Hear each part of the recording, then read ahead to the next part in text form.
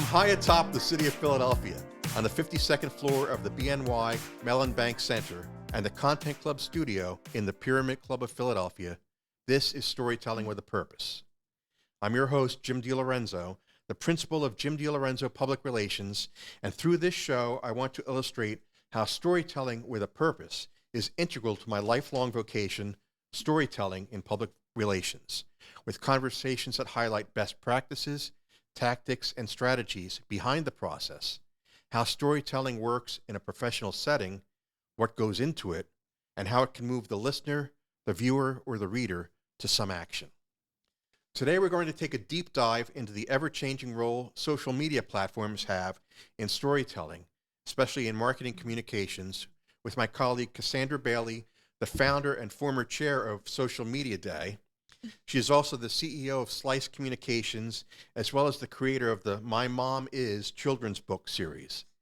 Cass has been working in marketing communications for more than 20 years and has authored 2 books on the subject, Pay Attention and Social Media is About People. Cass and I both share the belief that integrated public relations, social media, and email marketing efforts are crucial for growing businesses and nonprofits looking to accomplish their goals. Cass, it's great to have you with us today.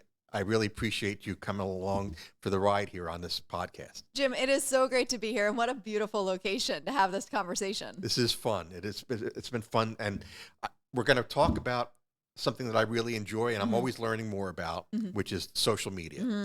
And as the founder of Social Media Day 10 years ago, it has grown by leaps and bounds and is now a national nonprofit organization. And you've stepped back from the day-to-day of it, but you are really, as we joked about before, kind of the go-to person in my estimation for social media trends and the future of social media in public relations and communication. So we just started talking before we started rolling about threads. Now that's kind of new. I have dabbled with it, but I haven't really dove headfirst into it. But what can you tell me a little bit about what you're seeing with threads, which is the Facebook Meta answer to Twitter?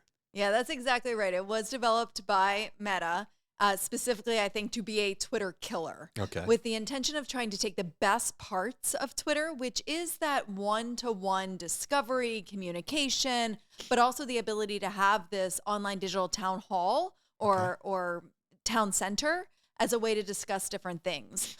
Twitter /X, thanks to Elon Musk, has taken a certain direction that a lot of people haven't appreciated, but they still want this need to discover and connect with each other. Okay. And Threads is doing that very well because of a couple of things. One, Threads has a tremendous amount of user data already. So most people who are on Threads either have a Facebook account or an Instagram account or both. Right. And what that means is that Meta and Threads know a tremendous amount about you. They know who you're connected to. They know what your interests are. They know where you live. They probably know that you're going to get engaged before you do. It's true. That's right. You're right. It is absolutely true. Yeah. They certainly know that you're pregnant before you do. And so as you think about all of this data and putting it to work to help people have a really meaningful and engaging interaction on Threads, they've done that very well so far. There are a number of different trends that are emerging there. One is that people have started talking to the Threads algorithm.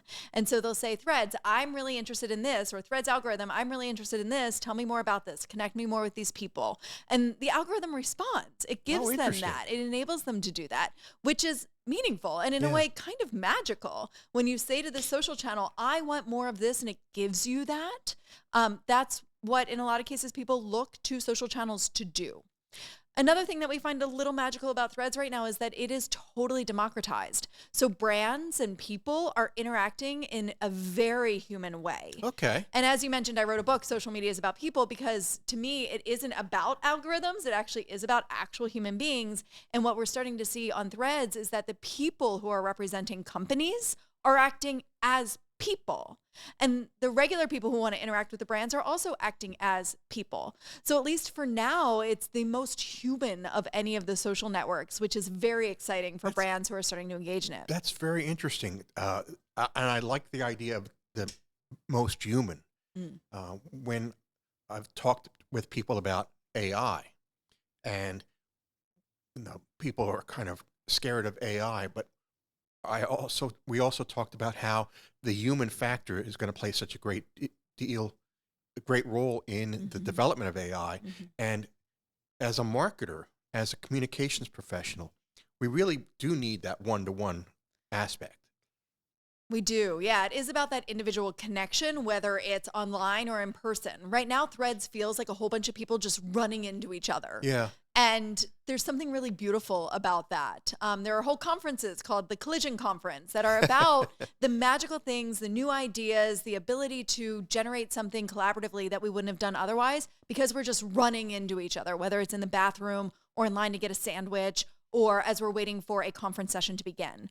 And it feels like that kind of right now. My hope is that that will continue because that'll be something that makes Threads unique and different compared to a lot of the other social networks out there that reward content creators for getting the most followers, which becomes a one-to-many communication, as opposed to Threads, which right now seems to be rewarding a one-to-one communication. Very interesting. I like that idea, rewarding the one-to-one connection.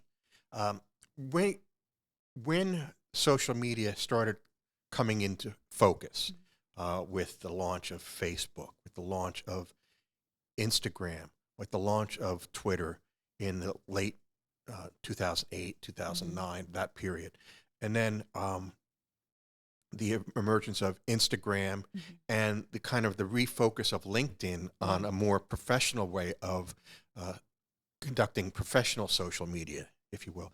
What have some of the things that have kept people interested in social media, and what are some of the things that you've seen people say, oh, I don't want to be there? Because I really think social media is a very important place to be telling our stories, and as a storyteller like you, I want to get the story out to as many people as I can. And I think it's all those channels are great to broadcast from, if you will, or narrowcast as the case may be. But what do you see as the things that continues to attract people? And what are some of the things that you see that is beginning to repel people? Jim, I think you put your finger on a very important issue here, which is that social media, like most things, has a dark side and a light side. Yeah. And if you watched the Netflix documentary, The Social Network, I believe it was called, a while ago, it talks a lot about the dark side of social. And as somebody who practices social and makes part of my living off of it, the dark side is something that I'm very aware of and that I actually coach people to be very aware of. One of the things you'll notice is that my child's face is not on social anywhere. Right. Neither is her name, in part because I want to give her a clean social footprint for when she comes into her own and decides what she wants. Social channels are designed to be addictive. They are designed to keep you on them. The algorithms, the technology, the AI that's being implemented, I mean, that's what it is, because social exists because of advertisers. Advertisers want eyeballs. And the more eyeballs the social networks can deliver to the advertisers, the more money they'll get and the more they can provide to shareholders. Sure. And so that's something you need to know, that like as an individual participating in social, it's there. It's happening. There is a dark side to it. As a brand, you get to, in some ways, leverage and take advantage of that. If you are the advertiser, you have the opportunity to get more eyeballs, to keep more eyeballs, and then to get those eyeballs directed to where you want them to be directed. Okay. And so as we think about Facebook, people tend to get on Facebook as kind of a rite of passage. Like it's a thing that you do when you're allowed to do it. And a lot of those people, especially on the younger side, have left the platform looking for other social channels that give them less oversight on their parents' behalf. So if you think about Snapchat, where a message shows up and then it disappears very quickly, right? That people think that helps them protect their social footprint and keeps them out of trouble. If you think about Instagram, right, the opportunity there is about beauty. It's about aesthetics. It's about showing and that social network in particular was designed around beauty. The filters were created to make things seem more beautiful than they are. That's interesting. I hadn't really thought of it that way before, but that's you're right. I remember that as being part of the allure of it. And that's why Instagram did well and eventually was bought by Facebook/Meta, and where other visual-based social networks didn't. because we wanted the best looking thing. We wanted the most beautiful thing. We wanted a little help making ourselves or our houses or our dinners look a little better. Sure. So again, dark side, light side. The light side is that you get to project and show this beautiful visual story. The dark side is that we know that they've all been dressed up. They've all been manipulated. They're all wearing their Sunday best. Sure. And we just have to know that and recognize that. Instagram in particular, really interesting story because it did just start with static images, then developed and evolved because Meta, once it bought it, realized that it could keep eyeballs if it gave you a scrolling, the ability to scroll and see a number of different photos, right? That was more addictive than the one photo. That was more desirable.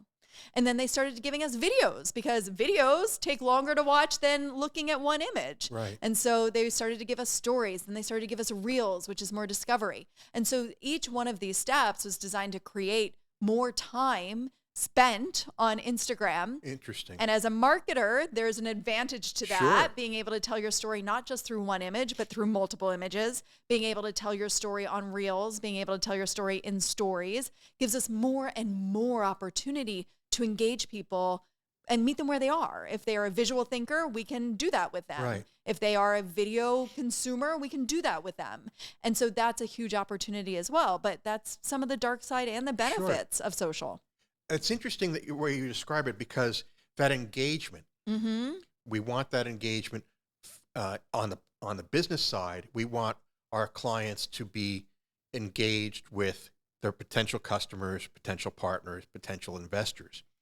One of the things that I wanted to touch on briefly, and maybe we could segue into something else, but the important role creating the story that you can then adapt to all the different platforms. Yeah.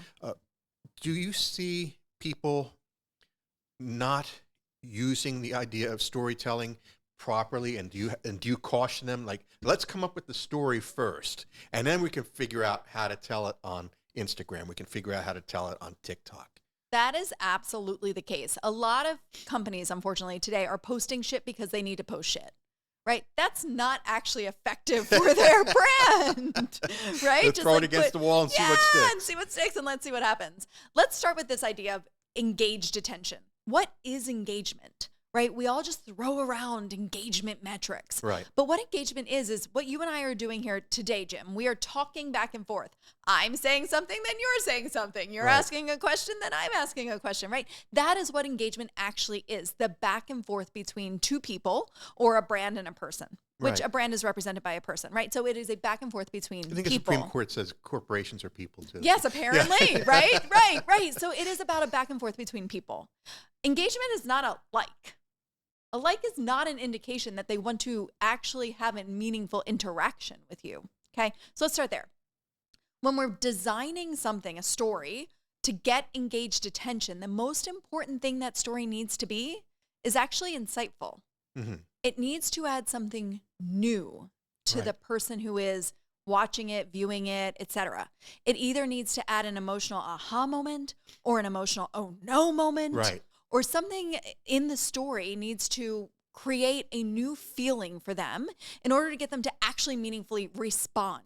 Right. And the response is the engagement. So before we even get into like what channel do you use, is there an aha? Is there an oh no? Is there a I didn't know that, or I didn't think of that, or oh my gosh, that hit me in the gut in a way? Because if it doesn't, then it's just throwing spaghetti against the wall. Yep. It's not actually going to create interaction, and interaction is what we want, is what we're trying to achieve. When I'm speaking with clients for the first time and outlining what I hope to do with them, the one thing I always emphasize at the beginning is I want to create heart share that will lead to mind share. Mm-hmm. So, something that inspires them, something that interests them, but really touches them at their heart level before we even talk about mind share. And I think those emotional connections, those authentic connections are what make the difference. And if we can create stories, and I like to think of myself, I've said this before, I'm the private investigator who works in public relations. Okay. I try to uncover digging. I try to uncover the talent on all these different platforms. Yeah, that seems to be the way that great marketers do great marketing. Right. That said, there's a lot of this sort of approach that is done falsely, and I'm sure Sure. you've seen a lot of it. And so I think the way to start to help marketers really identify what's going to work and what's not going to work is actually to have them sit down and scroll their Instagram and notice as they're doing that, what, if any, feelings show up in their body. Interesting. Right. So as you looked at this thing, did your shoulders get tight? Sure. Did your jaw get clenched? Ooh, right. Like that's an actual feeling. Did your hands get excited?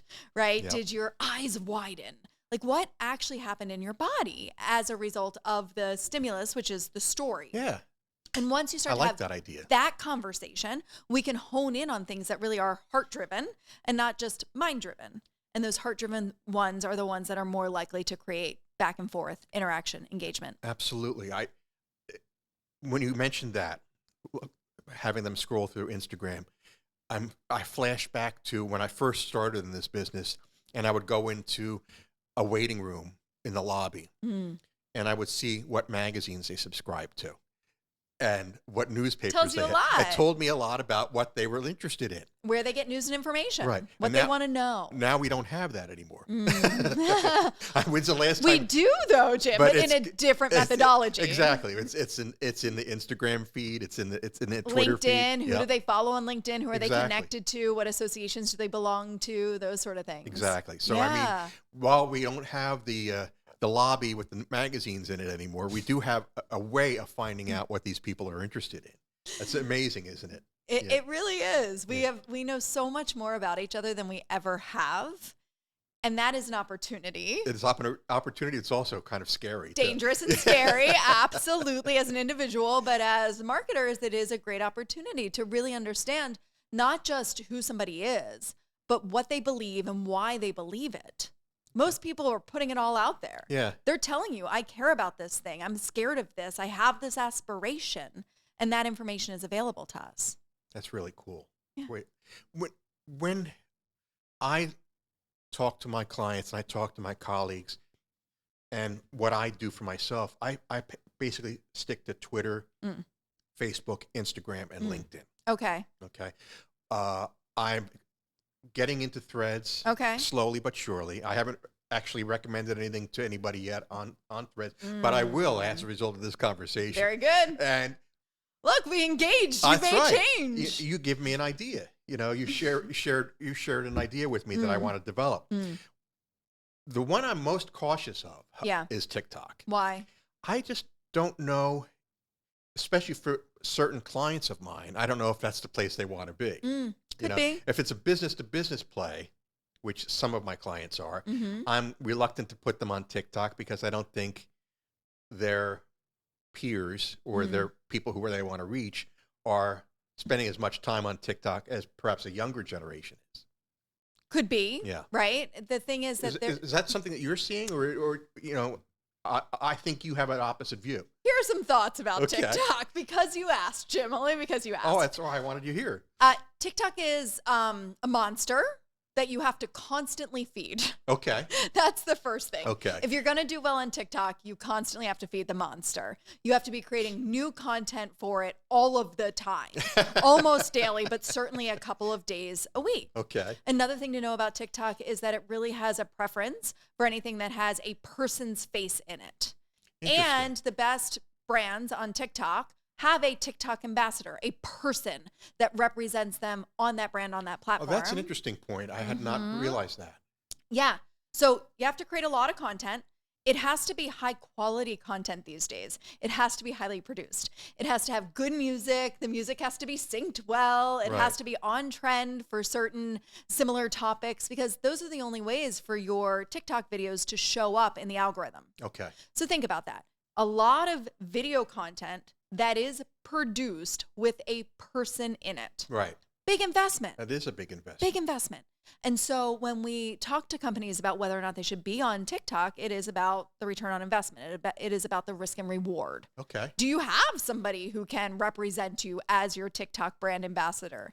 Yes or no? I mean, if the answer is no, do not pass go. Do not collect $200. Right. You don't- This is not for you.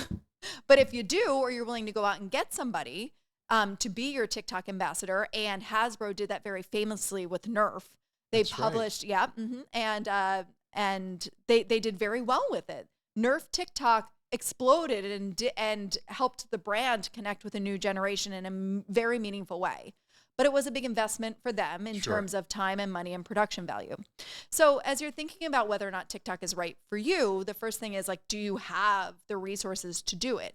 Now, if you do have the resources to do it, chances are your audience is on TikTok. This idea that they're just younger people or they're just people, looking for fail videos is actually not the case. Good. There are some companies and individuals who are doing incredibly well as it relates to healthcare TikTok, which is its own thing, as it relates to music, lifestyle TikTok for sure, cooking TikTok absolutely, but even financial services and wealth advisement TikTok is a thing. Yes, people go there. I didn't realize that. To get money tips or tax preparation tips, that sort of thing. So it depends on the industry, because quite a few of these industries that you wouldn't think of are gaining big followings that ideally they're then converting to their other social platforms, their website and their email newsletter. Okay. But it's a big hurdle to entry. Sure, because you really have, as you said, you have to put an investment into it. Real investment. And the production value. Now, a question, the production value, the production costs, does that take away from the authenticity?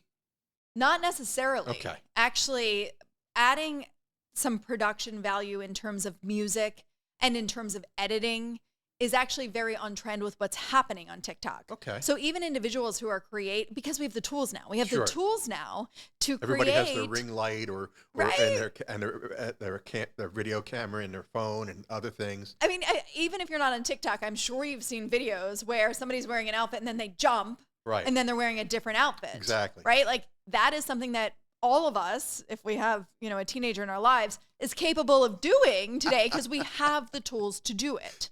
Right? Access to music as well. There's more accessible music that's available, sound bites, et cetera, that we can put in. So the point is not that it takes a lot of production money, but it takes a lot of production skill to be able to do it and do it well, to be on trend with the people who are good at it. Because if you're not as good as them and you're a brand, you're in trouble. You're in trouble, right? You have the ability to actually hurt your brand more than helping it by being on the platform. Okay. I appreciate that. That makes sense to me.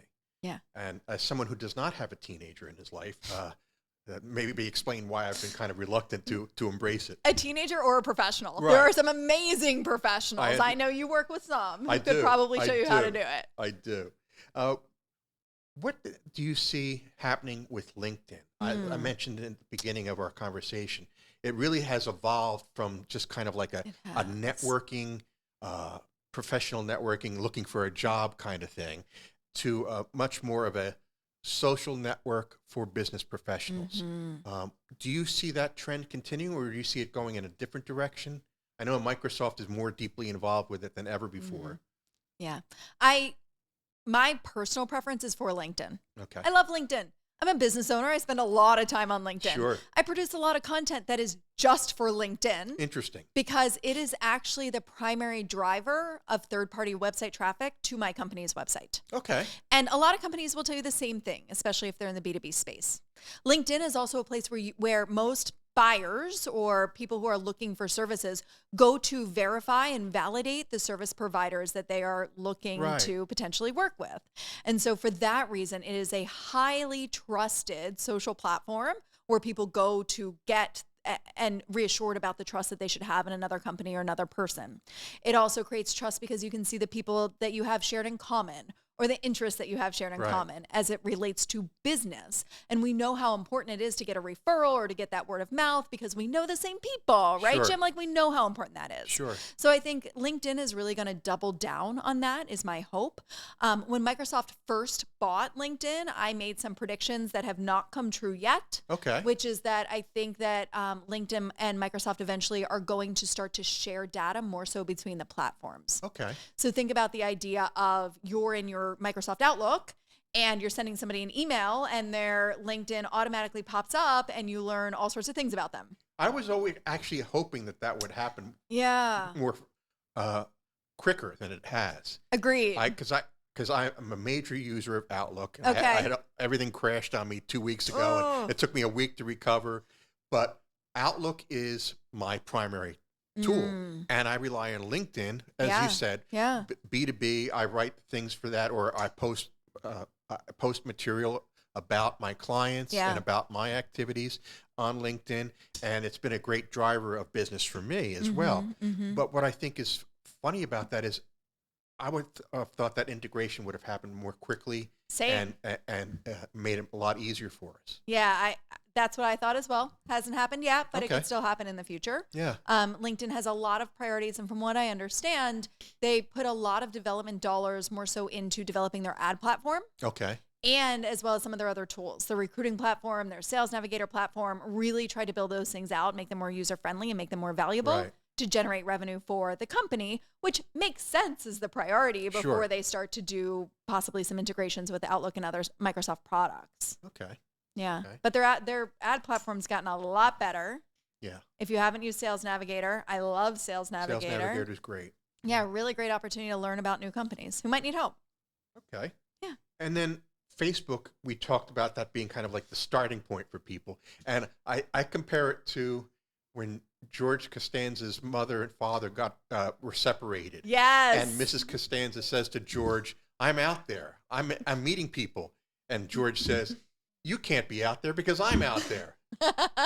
I watched that episode again recently, like 2 months ago. And I think that is what Facebook is for the younger generation when they see their parents on there. Ugh. It's like, I'm out. Yeah, I don't want to be here. Yeah. Yeah, that's true in some cases. I think people age in and out of Facebook. Yeah. That there's a certain age where your parents say to you, "But I really want to see pictures of the kids." Yeah. And you're like, "Oh, okay." So you just post them to Facebook, Sure. or all the other moms in the mom group have like the mom thing. And so you end up back on Facebook because of the mom thing is happening there. I think people age in and out of Facebook, and that's really what we're seeing. Okay. But it's lasted. I mean, Yeah. it's 20 years old I know. in 2023. I mean, that's remarkable for a social platform. And the fact that it continues to, I mean, it has struggles. They've been through layoffs, Yep. but they continue to grow and develop new technology. What is the metaverse from Meta? I don't know. Yeah. We're still not sure about what that's going We're to still be. not sure, right? Yeah. Like Facebook very much is a tween. Yeah. It is developing. It's figuring out what it is. It's starting to get its own independence, those sort of things. It's grown through acquisition a little bit, but what is it going to be when it grows up? We still don't know. Okay. Chances are it's going to be the world's largest data holder Okay. of people, their interests, Interesting. in a way that like we have never seen before. Wow. Yes, Google can compete in a way, and Android phones help them compete. And Apple sure has a lot of information, but with the extensive platforms that Facebook has introduced and continues to introduce and is acquiring, WhatsApp being another great example globally, Yeah. they will be the single, I think, largest provider of and holder of personal data in the world. Okay. I think I agree with you there. Mm. And I want to circle back to kind of where we started. We were talking about Threads as a response to Twitter, now known as X, X. the artist formerly known as Twitter. What do you think of X right now, and what do you think the next step is for X, and for people like you and me who are telling stories on behalf of our clients and our colleagues and our friends? What's happening? What should we be thinking about for X? We've recently taken a number of our clients off X. Okay. We've helped them responsibly sunset and communicate about their leaving of X. Okay. And so far, none of them have seen anything detrimental as a result Interesting. of leaving the platform. They've actually seen a lot of positive impact and a lot of positive sentiment from their advocates and influencers in their communities saying, like, yes, we agree with you. This is not the place to be. Okay. So Why did you make that recommendation? Because of political things or technology things, or a little bit of both? I would say a little bit of both.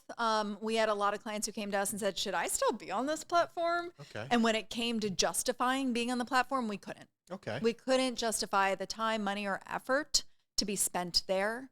And then on the negative side, there was a lot of risk to them being involved, whether it's trolls or spam or false news or their brand being next to a brand that they found unsavory.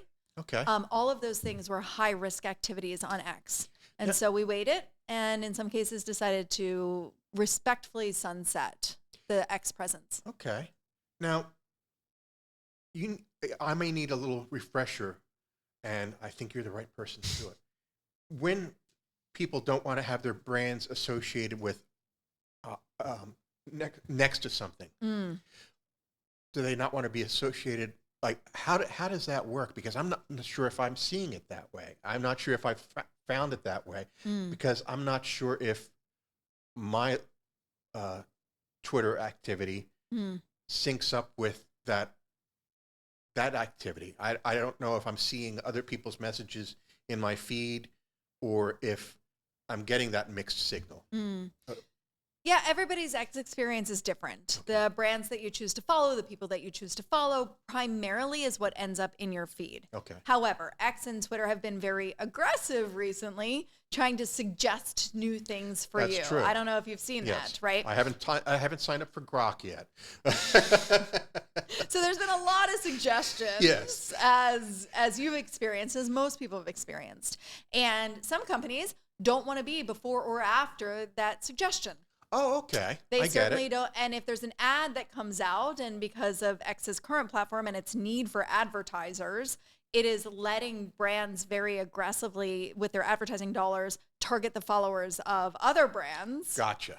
And if you don't want your stuff showing up in the feed, that stuff showing up in the feeds of your followers, Yep. you can also choose to opt out of the platform. Gotcha. Okay, that makes sense to me. I can remember back in the very early days of internet advertising in 1997 when I started as the director of communications at US Interactive back in the day. One of our clients was Tylenol, Okay. and we would buy every other keyword, Excedrin. We would Yes, buy, every other painkiller. Bayer. Yeah, we would have every other brand. We Sure. would buy that keyword. Yes, of course. For our advertising purposes. Great for And targeting. Yeah. Yeah. And it was funny preaching that to people. But now I see what you're saying about the association with the other brands. You or might other- want to be arm's distance Right. from another brand. Right. And because of I'm going to say it this way, the screen smallness of Twitter, Sure. right? Tweets are very small. Yep. It's easy to put a lot of stuff on one screen and to have a brain connection that happens because you see one advertiser very close in proximity to a brand that you follow Right. or a person that you follow. And I think brands don't want that necessarily Okay. in every case. One of the things I'm experimenting with on X right now is longer posts. I actually recently did an event, and I basically just put the entire press release in In the Twitter post. in my post, Uh-huh. and because I paid the $9.99 or whatever Sure. it was. But it's interesting to me to see those longer form. More and more people are doing those longer form X posts, which I think is going to be an interesting trend for storytelling in 2024. Maybe. Yeah. It's a pretty big experiment, Yeah. especially because you have to pay for it. Right. So whereas with a lot of the other platforms, only advertisers are paying for it, Elon Musk is trying to get the users to pay for it in new ways. It's an interesting concept. I'll experiment for a while and we'll see how it goes. I think it really ultimately will depend on the adoption of Threads, Yeah. whether or not that model works out for him, because Threads is going to be free. Threads right now seems to be a place of positivity and inclusivity, and people are flocking to it. The numbers are tremendous as it relates to Threads adoption. Very, very interesting. I have to do more experiments on Threads. What are some of the, kind of want to wrap us up because but We could talk for days, Jim. absolutely. And we probably will have another one of these sessions soon. When you're working on the messaging and when you're working on the content that you're creating for your clients, what is there one core thing you look for in a story that you say, okay, I can use this nugget and I can spread it across all the platforms? Is there a easy way for you to get to that, or is there something that, as I describe it, I have to be the private investigator digging in? Yeah. We have a phrase at the agency that different is better than better. And so when we find something in a story that is something that hasn't been heard before Sure. or heard a lot or seen before or seen a lot or felt before or felt a lot. There's there's something there. There's something there in that different. Yeah. That you can spend all day saying that my red apple is better than your maroon apple. But if I show up with an orange, you're going to pay attention to the orange. I love that. Different is better than better. Mm-hmm. All right. That's going to be my mantra going forward. Copyrighted, Jim. All right. Well, I'll pay You can borrow. I'll pay you royalties. Deal. Well, Cass, I really appreciate your time today. And I think that we talked a lot about the social networks. Is there anything else that you think of that's coming? Do you see anything on the horizon that's going to be the next big social media? The thing that I am the most excited about is employee social advocacy. Oh, okay. Starting to get employees engaged in brand messaging on social. It is incredibly exponentially powerful for brands that put those programs in place. So employee social advocacy. Getting the employees to be part of the storytelling on social. Okay. Well, that's going to be our next conversation. You got it. In our next season of shows. Perfect. All right. Well, Cass, thank you very much for your time. And thank you, everybody, for tuning in. We look forward to seeing you all again here very, very soon.